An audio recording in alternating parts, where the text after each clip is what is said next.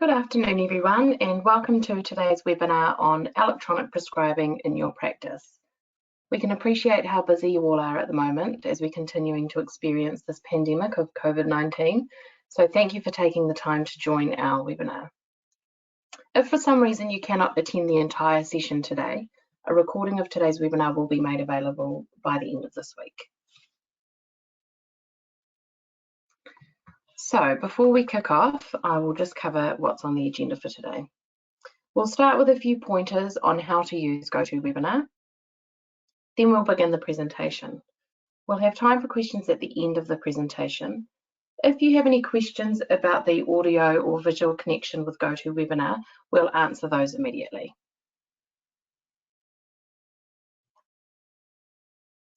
You should be able to see the control panel for GoToWebinar on the right-hand side of your screen. Click the orange arrow to collapse the control panel. The orange microphone tells you that you're muted. All audience members will be muted for the session today.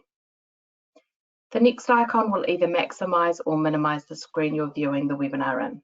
We recommend that you keep it maximized. If you have a question, please type it here where it says enter a question for staff, and we'll answer it at the end of the presentation. If your question isn't answered today, someone will be in touch in the next 1 to 2 days to assist you with that.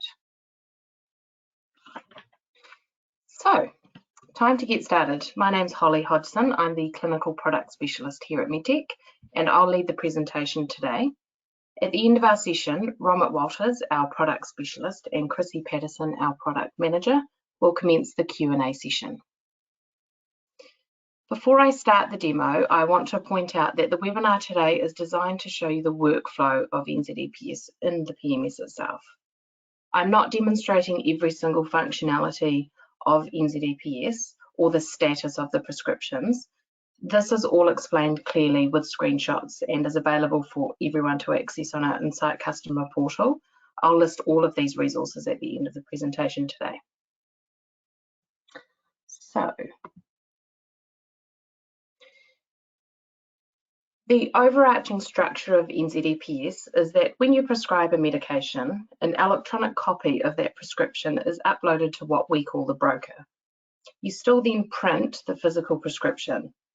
The pharmacist receives that physical prescription, whether it's from the patient bringing the prescription into the pharmacy or receiving it by fax and then post, and they match that physical prescription that has a barcode on it to the prescription that's in the broker. I will also talk about signature exempt prescribing later on in the presentation as well. So previously we've communicated that prior to activating NZePS in Medtech Evolution, you need to contact the Ministry of Health to get your credentials.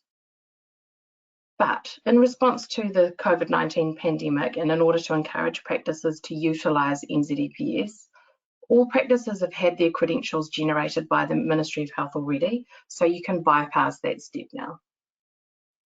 For this to work on Medtech Evolution, you need to be on a minimum version of 2.0.0.57. If you have any errors or encounter any problems when you're trying to activate, please contact the Ministry of Health in the first instance to make sure that your credentials are correct. So the first step here is check that your HPI facility number is set up in the location settings. So to access that, go to File, Options, choose your location, and that will be found in the Codes and Defaults tab. Most, if not all, practices will have an HPI facility number, but you must have this for NZePS to be working.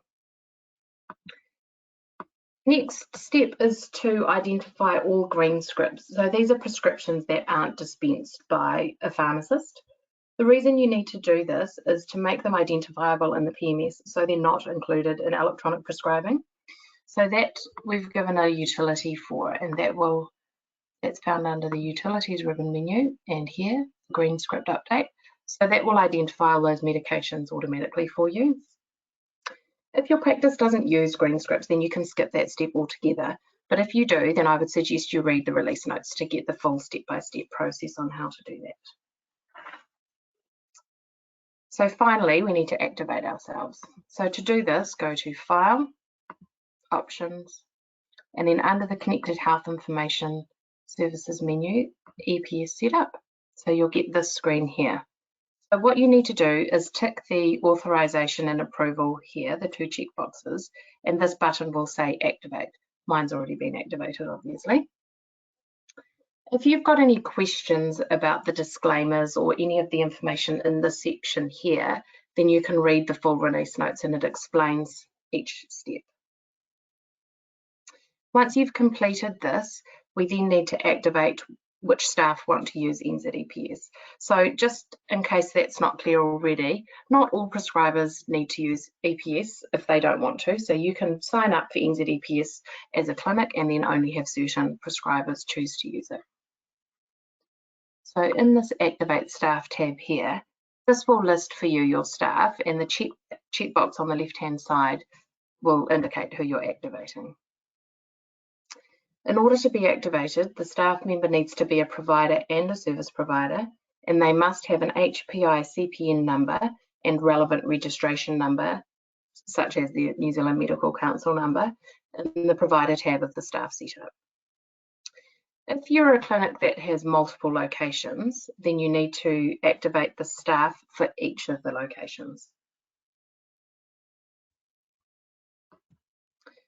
For more information on what's found in this screen and what the tick boxes mean, you can read the full release notes, or you can actually just click on this blue help icon there, and that will explain everything in further detail. Right, so we'll close this screen here. So once you're activated, you prescribe medications the exact same way that you do it currently. So if we bring up a patient here, open your patient manager, and that brings up the screen. So I'll first cover the workflow of a prescriber generating a normal prescription. So in the normal process, you open the medication screen, and let's just say for this person, I'm going to repeat the Panadol prescription for them. So I select Repeat Selected Medications. Now, if I open this medication here, you'll see that there's a dispensing tab, which wasn't there before. So this indicates that you are activated for NZePS. Now, in this tab, you can communicate certain things to the pharmacist if you want to. These are designed to minimize the back and forth phone calls between the practice and the pharmacy. So you can indicate to the pharmacist that this is an unusual dose and you're aware of that. You can also indicate that this is a change in the regular medication dose, so they don't have to call and check that. You can ask them to do an assessment for the patient when they go and pick up the prescription. You can use generic names. If you want a full explanation of what each of these tick boxes mean, you can click on this little blue help icon there. And at the bottom of the screen, you can make comments and communicate to the pharmacist there. So once I'm done with my prescription, click OK. So this is still your normal prescribing process. Once we're in the consultation screen like this one here, you can see there's a green icon which says print prescribed medications that are in bold. So when I click this print icon, I will get, now this is because I'm not set up to a physical printer, so I'll cancel out of that. So that would have normally printed the prescription to your printer, whichever one it's set up for. And you'll see at the bottom here, an e-prescription has been generated for that patient. So what would have physically printed is a prescription like this, which shows all the details with a barcode for the patient at the bottom. So this e-prescription here indicates that that prescription has been electronically uploaded to the broker. So you still print the prescription as you usually do. You would sign it and either give it to the patient if the patient's in front of you, or you might be doing a repeat prescription and the patient's not there, so you're giving the physical copy to be faxed or sent to a pharmacy. So that's your usual process, so nothing else has changed there. If you have generated a prescription and then you want to amend that prescription, we'll just work through that workflow now. So I've sent this prescription off to the broker and I've given the physical prescription either to the patient or the front desk to give to the pharmacy. If I want to amend, I will click on the ePrescription down here, and I click this blue icon which says amend. So once I click on that, I'm going to get a warning which is telling me I'm trying to amend a prescription that might have already been dispensed. Click yes to proceed, and you can see that that's actually cancelled that prescription out and generated another one exactly the same. So what I need to do now is go into the new prescription and change what it is I want to change. So that might have been a dose change. Click OK, and then what I need to do is reprint that prescription. So if I click print, and that would have printed to the physical printer, and I can see another e-prescription has been generated. So it's really important if you're amending prescriptions in this setting that that first prescription that you've printed is discarded. So if you still have it in your office, you throw it away. If it's been given to the patient, you need to get it back and make sure it's destroyed. Or if it's on its way to the pharmacy already, you need to call the pharmacy and let them know that an amended prescription has been issued, so the original prescription is no longer valid. And that's just to mitigate any clinical risk of the patient getting the incorrect medication there. So that is the process of amending a prescription. If you need any more details on how to amend or even cancel a prescription and that sort of thing, you can read the full release notes on Insight Customer Portal, and I'll show you those resources at the end of the presentation. So the next step is to show you the workflow of having someone else generate a prescription on behalf of a prescriber. So for this setting, we'll just bring up a new patient.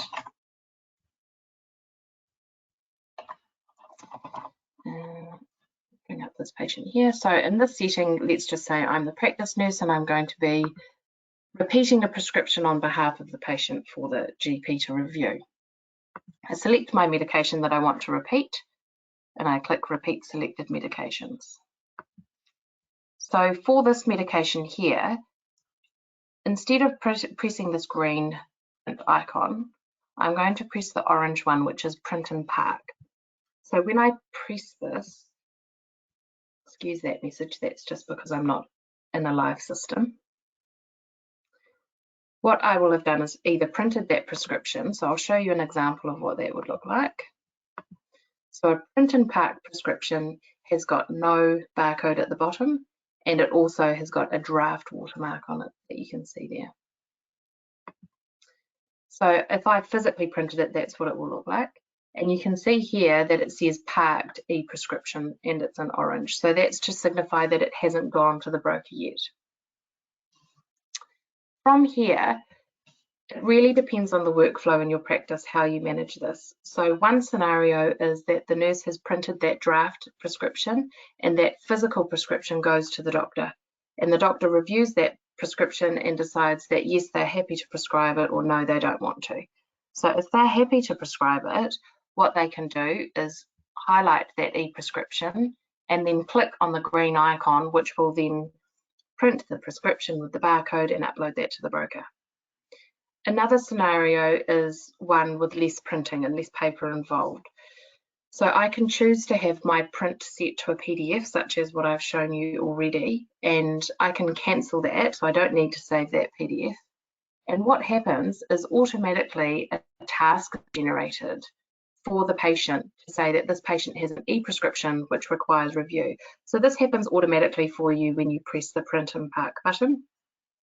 So what I can do from here is I can assign that to the GP, and in Evolution, I would recommend that you set up a task category so the doctors can, or the prescribers, sorry, can filter their tasks for e-prescriptions and deal with those in a timely fashion rather than at the end of the day.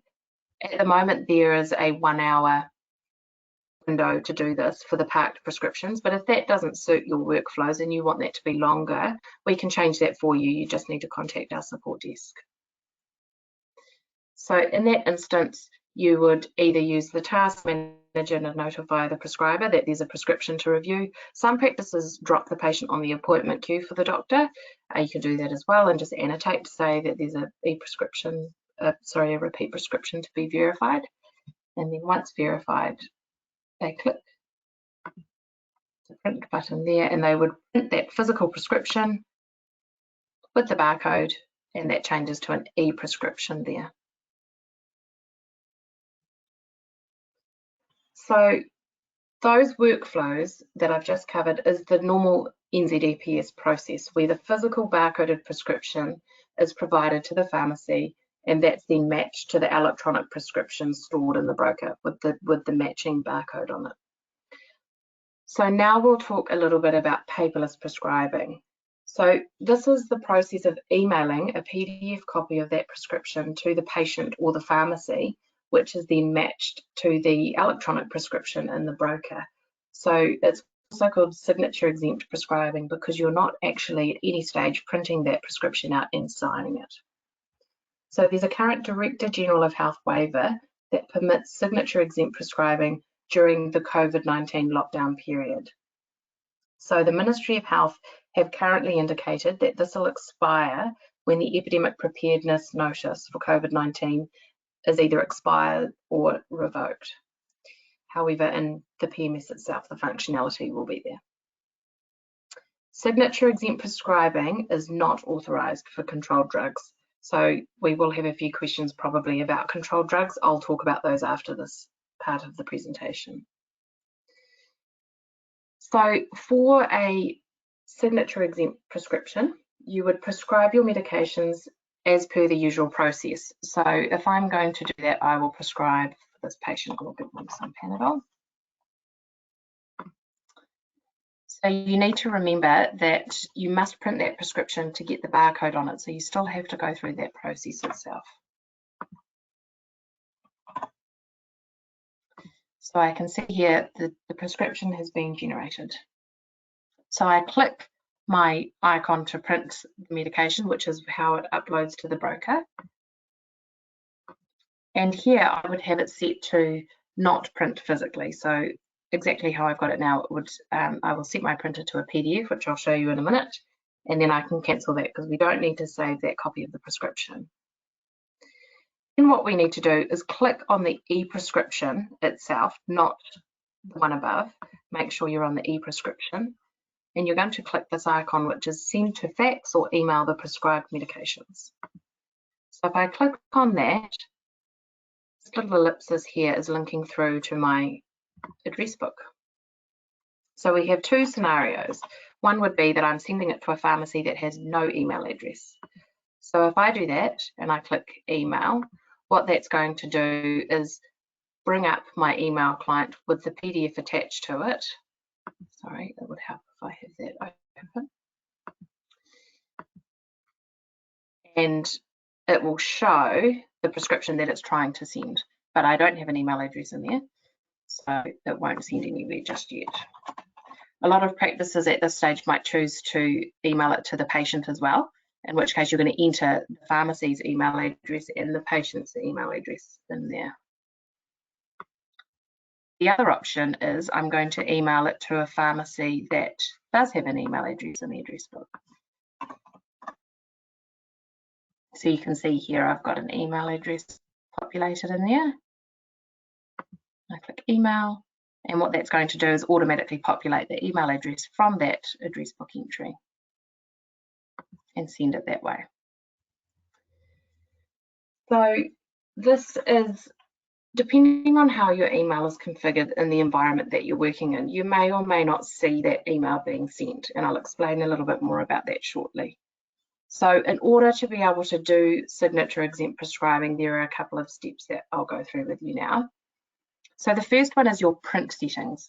So file and print setup. What you need to ensure is that the prescription is set to print to a PDF, because the whole point of signature exempt prescribing is we don't want to print the physical prescription out. You would have your A4 and A5 prescriptions set to whichever printer they need to be. The pharmacy section at the bottom, this should be left blank unless you have a pharmacy on site that you print directly to. If that's the case, then that might not be blank, but otherwise for most of us that would be left blank, and that should be PDF. So in order to email prescriptions to a pharmacy, you must have an email client, such as Outlook, which you've seen on mine, or Thunderbird. So that must be installed on each workstation.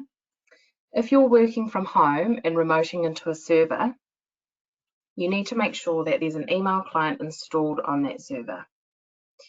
So if you're going to do that, you need to obviously discuss that with your IT provider, but we would recommend a generic email account is configured on that machine, so the same account can be used by all providers connecting to that server, and that means you don't need to reconfigure it every time different providers log into that server. With Evolution as well, you can have what we call SMTP enabled. So this allows you to send emails without an email client itself, and that needs to be configured by your IT provider as well. If you have SMTP enabled, you won't actually be able to see that email being sent in the PMS like I've showed you today. So if that's the case, I'll talk to you a little bit more about some enhancements coming out next week where you can see what is being sent. But just in case you are a practice that is going to have SMTP enabled, once you click email from that address book, you may not see the physical email going out to the pharmacy. So just to recap, you must have an email client on your machine. You must have the pharmacy set up in your address book, and you need to make sure your print setup is configured to print to PDF for your prescriptions. So now I'll just make a few comments about controlled drug scripts. So NZePS controlled drug scripts must still meet the current regulations, which are that they require a physically signed prescription to be sent to the pharmacy within 2 days of that prescription being generated. Non-NZePS controlled drug scripts require the controlled drug triplicate form to be completed and sent to the pharmacy. So what that means is signature exempt prescribing is not suitable for controlled drugs because you must physically print the prescription or fill out that triplicate form. So if you're doing signature exempt prescribing and then you have a patient that you're going to be prescribing a controlled drug for, what you need to do is change that print setup while you're seeing that patient to print the physical prescription. Or you might choose to, instead have the triplicate form ready to go. So now I'll just switch back to here and we'll talk a little bit about what's coming up in next week's release. So there are quite a few enhancements to the NZePS functionality. So we're going to have eFax capability.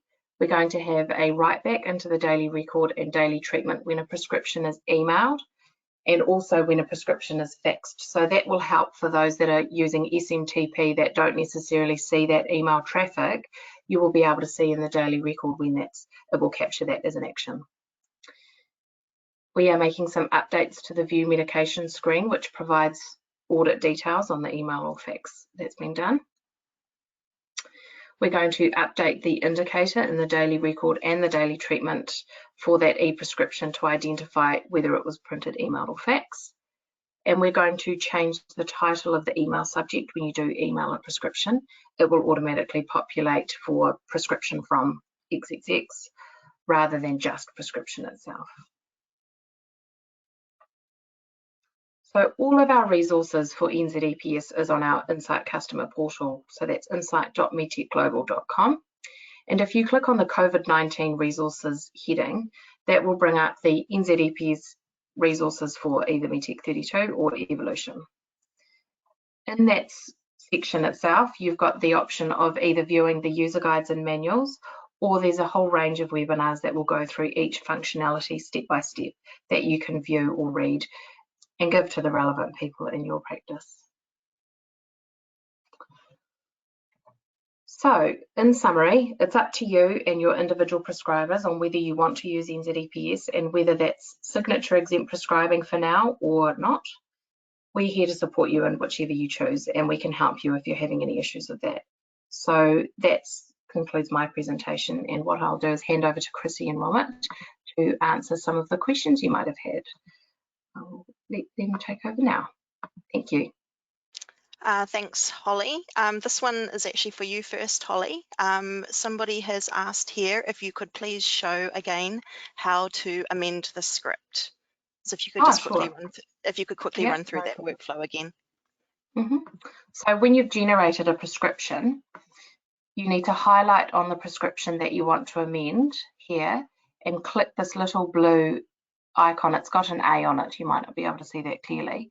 When you click on that, you're going to get a pop-up which tells you what you're doing, just in case you're doing it in error, and that you're trying to amend a prescription that's already been uploaded. So you click yes to that, and what that will do is cancel this prescription. So you can see there's a line through it now, and it's regenerated the same one. This one here hasn't been uploaded to the broker, so you make your changes, and that could be just dose or whatever. Maybe we won't give them 5 Panadol tablets. Once you've done that, you click the print again, and that will then generate an e-prescription to be sent to the broker. So that's why you need to make sure you discard the first prescription that you've given to the patient if you've given it to them. Okay. Great, thanks, Holly. So the next question that we have is around how can you import a new address book with all of the pharmacy details? So the answer to that one is that we have a update that is available on the Insight customer portal, and that is available in the link that Holly provided at the end of the presentation, which will allow you to load into your Evolution address book a list of pharmacies based around the area that you are located in. So when you run that utility, you'll be presented with a screen that will allow you to select the different suburbs and city available within your locality, and you can choose to import them directly into your address book. Obviously, if you want to, you can go through and you can manually add them to your address book screen. What we are giving you through that utility though is the ability to just bulk load a set number of them in, and you can then, if you want to post that, manually edit any of the details, but they are being pre-populated with the pharmacy address, phone, fax information, as well as their email ID. The next question in the list is around the ability to email the RX from Evolution. Has it just been updated? 2 weeks ago it was not working. That is correct.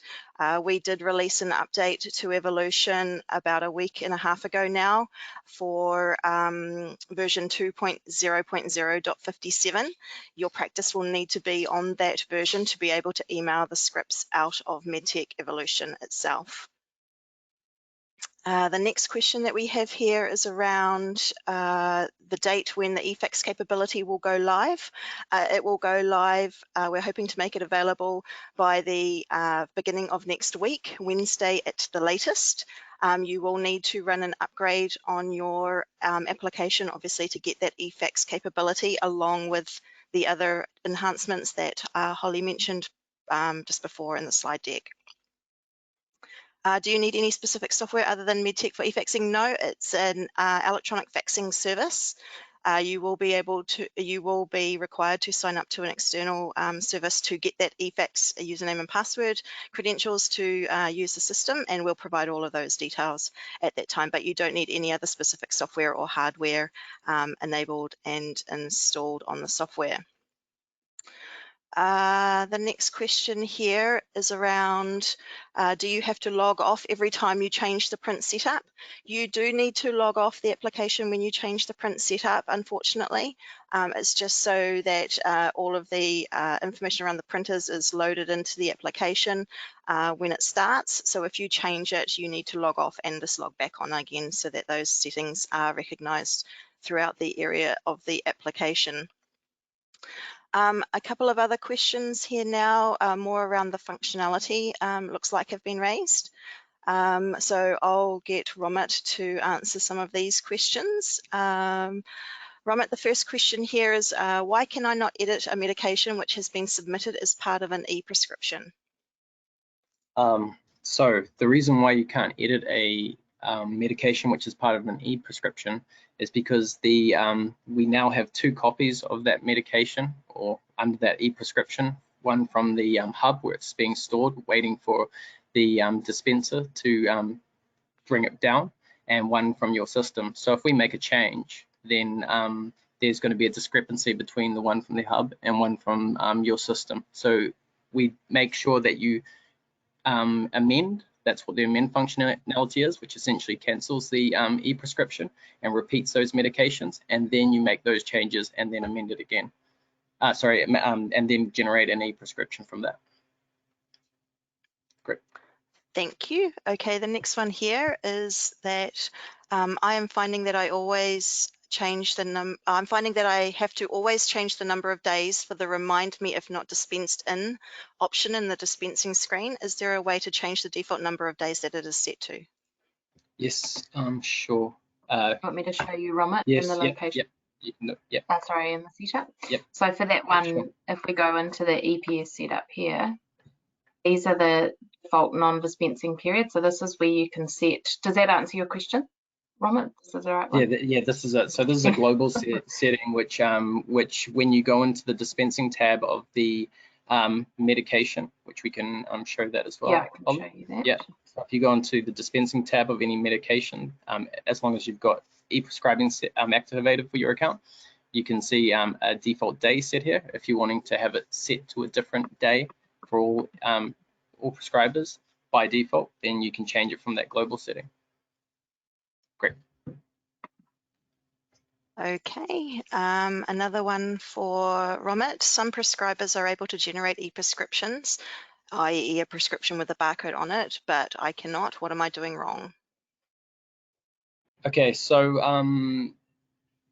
if you haven't been activated for e-prescribing, you won't have the option to generate an e-prescription. So what you'll need to do is you'll need to go, an authorized person will need to go to your to the EPS setup, as Holly's doing. Go to the Activate Staff tab and ensure that your account has been ticked with that option. Now, if you don't see your entry in this list and you definitely are an authorized prescriber, then you need to ensure that you have you've been set up as a service provider. So the way that's done is from the roles, the access privileges. Sorry, Holly.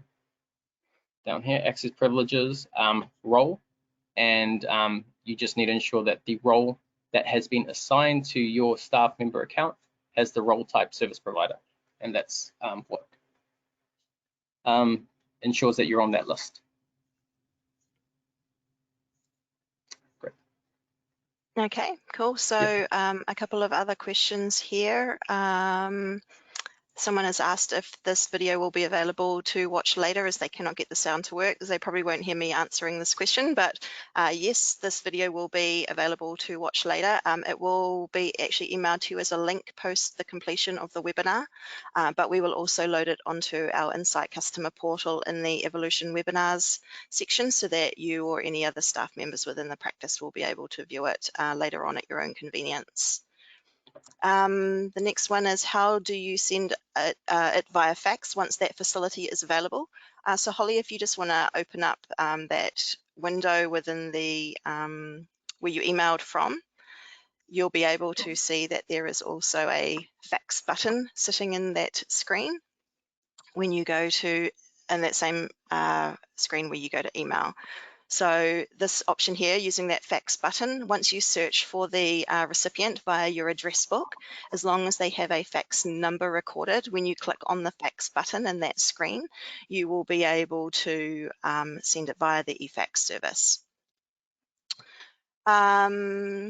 The next one here is, has the cloud version been updated for the emailing prescription capability? If you are on our Medtech cloud services, your application has actually been updated already, but you are not sitting on the version 2.0.0.57 build. What we have done is provided what we call an offline DLL for the cloud customers, so that we didn't have to take the infrastructure down to apply the update at this period.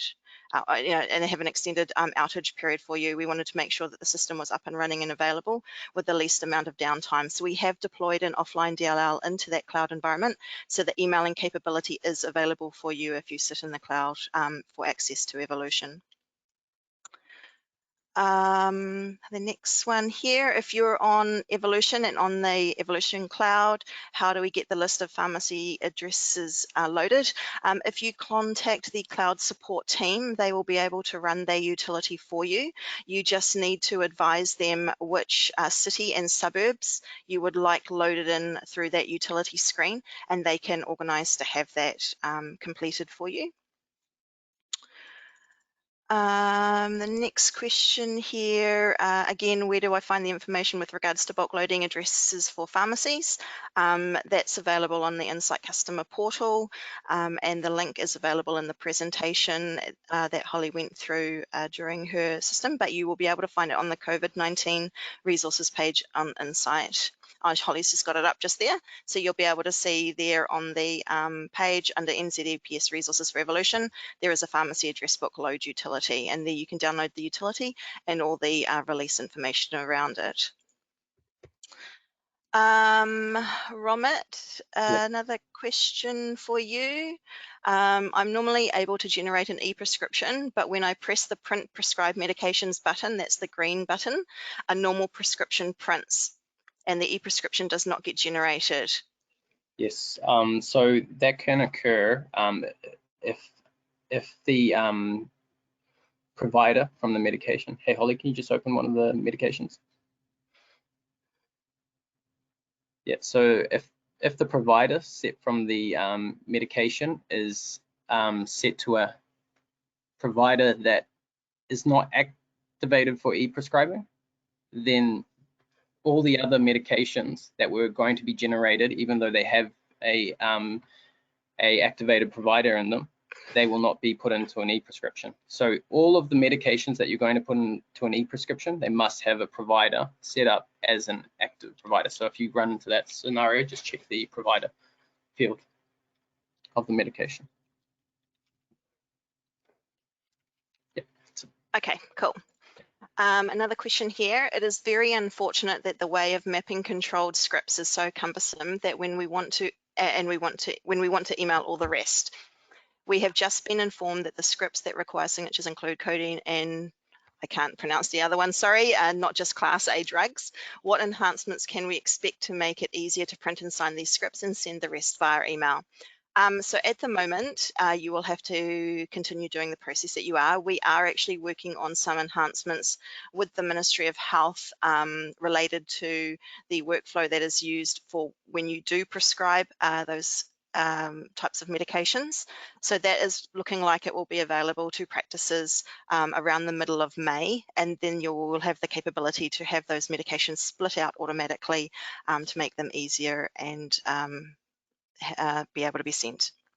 Yes, so just can I jump in there as well, Chrissy? Yep. So the other thing is in the meantime, what you'll need to do is instead of just pressing the green button when you're generating the e-prescription, you'll need to pre-select the control drugs. We can demonstrate that. Hey, Holly, can you just add some just repeat those medications that are there? You can just tick those and repeat them. Yep, sorry. And so basically, if we wanted to split off these two, we would just put a tick in the print column, and then we'll press the green button, and that will put the single medication in. Oh, just one, Holly. Just one tick. Yep. Okay, so that will put the second one that's been ticked into its own e-prescription, and we would then repeat that for the first one. So if the first one was a control drug and the second one wasn't, this is the method of manually separating them off. And then from there, you can select the e-prescription that you want to be sent via email by highlighting it and then pressing the send e-prescription, and you would then select the one which you don't want to send by email. You would just have that printed and signed as you would normally do. Hope that's clear. Cool, thanks very much. The next one is, does each patient need a pharmacy saved as a provider on the patient register, or can these be chosen ad hoc when you want to send the prescription? You can choose them ad hoc when you want to send the prescription. You don't need to have a pharmacy saved as a provider on the patient register. So when you are in that screen, when you have chosen to email the script, you just browse through your address book and choose a pharmacy where you would like to send the prescription to for the patient. And just seeing if there's any here that we haven't covered yet. Romit, can you turn Yes. off the not dispensed notification for certain medications? The not dispensed notification. So this is where we want to remind. Okay, yes, we can. So from if we want it to be selected by default, then we'll need to go to File, Options,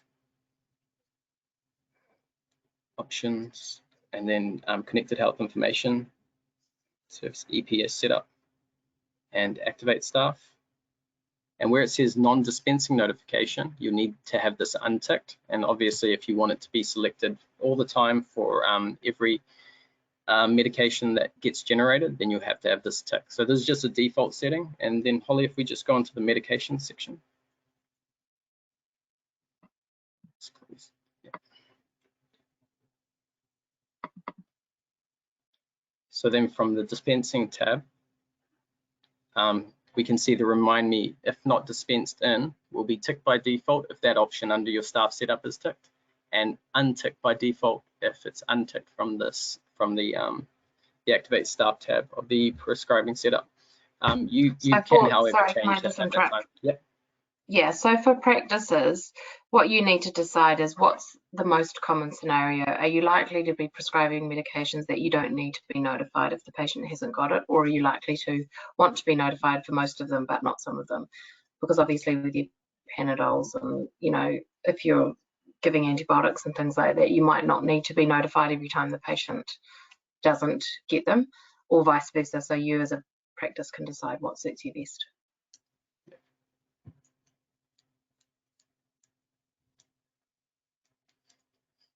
Okay, and that's all of the questions that we have at the moment, Holly. If there are any others that come in, we will contact practices or the particular asker individually and help them with anything. Right, thank you. So that will conclude our webinar today. So as I said before, this will be made available to everyone as a recorded webinar by the end of the week. And if you have any other questions, feel free to reach out to us. Otherwise, we'll get back to you if we didn't answer your question today. Thank you, Chrissy. Thank you, Romit. Cheers. Thanks, Holly. Thanks, guys. See everyone. See you later.